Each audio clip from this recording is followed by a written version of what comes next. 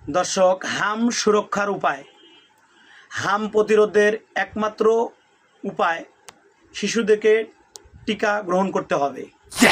শিশু 9 মাস পূর্ণ হলে হাম, রুবেলা, এমআর প্রথম ডোজ এবং 15 মাস পূর্ণ হলে দ্বিতীয় ডোজ টিকা নিশ্চয়তা করতে হবে।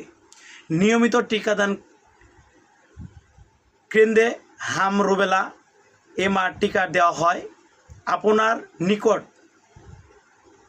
আইপি টিকা কেন্দ্রে থেকে শিশুকে টিকা অবশ্যই দিবেন।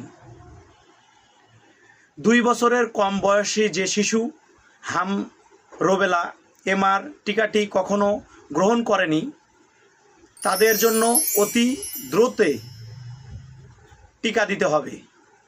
মনে রাখবেন, সম্পূর্ণ সুরক্ষা পেতে শিশুকে অবশ্যই 2 ডোজ টিকা হামের দিতেই হবে প্রত্যেক শিশুকে।